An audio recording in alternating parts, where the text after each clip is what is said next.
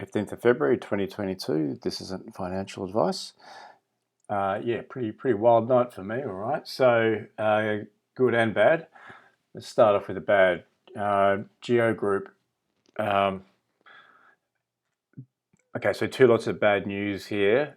Mike Burry was selling, and also earnings didn't look like they were quite sort of up to expectations. So yeah, stock got slammed, minus 16% here.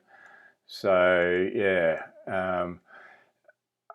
so that's brought my options down to those longer dated ones. They were, to be fair, funded by the shorter dated ones previously, but yeah, only sort of yeah, still profitable, but nowhere near as profitable as what they were yesterday. So a bit annoying, to tell you the truth. This also just goes to show that just anything can happen. Look, because the chart looks good here. It's moved up, basing, rising 50-day moving average. So yeah, and then you just get your head handed to you. So a month's worth of work just going out the window. So yeah, tough old game sometimes. Not totally sure what to do with this one. It's still Mike Burry's actually largest position, even though he did sell down. So you know, there's that. Yeah, I don't really know.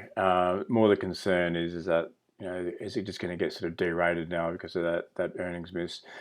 I've got January 2024 $10 calls, so they're sort of doing now at the money. So yeah, I'll make a decision on those in the next few days, what to do. On a similar note, this is a stock I don't have, thankfully. Is this thing called Crdo. I mention this because a lot of fintwit have been in this and saying how good it is and amazing and all the rest of it. And look at this after hours; it's just gotten just poleaxed, like minus 48%. So you can imagine all those stop losses they're going to get triggered tomorrow. Just a total bloodbath, to tell you the truth. So again, decent looking chart though, until it's not. This is why I've really sort of gravitated towards for my stock market activities is just options, just so you don't have that sheer dollar exposure that can blow up in your face. If I just go back to Geo for a second, I did have some wildly, well, I say pessimistic sort of orders in to buy more, but they were so far out of the money, so far below market, it's not funny.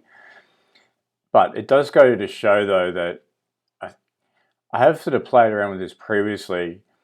If I have some sort of puke type orders in there, I just went.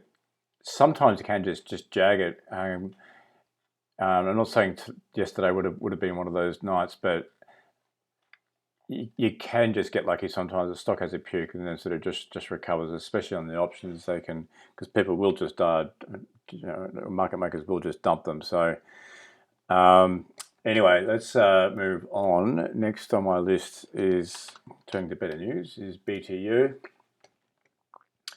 So yeah, plus 13, great earnings. I've been sort of sitting in this position here, sort of slowly sort of seeing the time decay of these options sort of just eat me. But what do we are now? Just back to slightly below break even. So it's been basing for ages, and I'm hoping this earnings is going to give it a bit of a catalyst now to get on with it. It's sort of just been flailing. It just keeps tagging this 200-day moving average and bouncing. 50 has been rolling over. Can it now push out of this base? I'd love to add more to this position, but I've just been waiting, which I think has been the right thing to do. But yeah, let's see how it settles down now. If you look at ARLP, that had like a sort of similar space. Coal had a sort of BGU day, then it's only just a flop. So how does BTU perform from here? Of course, it's anyone's guess. I'd like to see some evidence that's pushing out of the base and maybe a pullback. So maybe like push out, pull back, and then before adding on to this position. That's the sort of thing I'd like to see before I can sort of add more aggressively into this position. Anyway, in the meantime, I'm just going to hang tight. Diamond doing very well. Thank you very much. you see, now I've bought into this. It's coming up for a massive dividend in April. Been watching it here. I thought, oh, maybe I missed it, but I just exercised patience, which I'm really glad with. Now I sort of pulled back, and I bought it on this day here, the tag of the 50-day moving average, and an upside reversal day, back to that sort of previous sort of resistance levels around here. So I thought, okay, everything's actually looking pretty good here. So I bought, saying that it's sort of just flailing around still. So this sort of stuff's a bit on the nose right at the moment, but happy with that entry. I'd just like to see just crack on with it. Thanks very much. Luna's acting really well. Tag the 50, moving out. Yeah, I'm going to try and sell this sort of just a bit above break even. Specifically because it's not really a sort of a key focus stock for me, that I just don't know if it's one of those things that could just turn into a monster. What I do like about this one is no one's talking about it on Twitter. So I've touched on this more than once before, but stocks that are sort of in the spotlight, they're just so prone to just get aggressively just slammed because all these sort of traders are in there. And the same goes with Geo Group, to tell you the truth. So yeah. Okay, next is rig. I keep waiting for a pullback. It's just not happening. Yeah, what a run.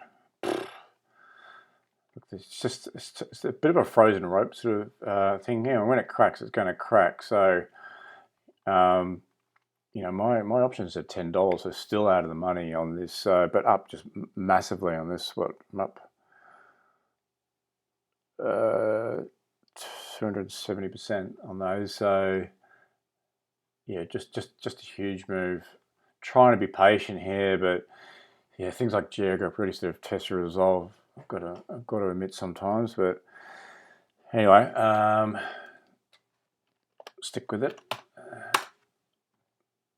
Leonardo, bought it back.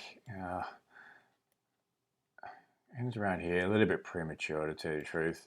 50 sort of just sagging here. Now I don't like, just a mildly declining. I don't think it's a disaster, but yeah, might have been premature on this this first buy.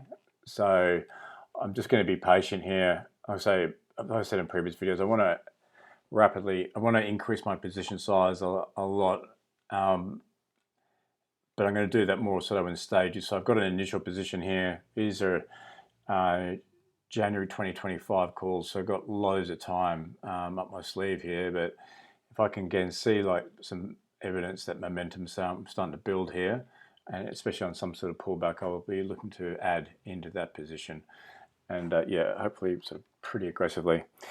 Anyway, that's my trades.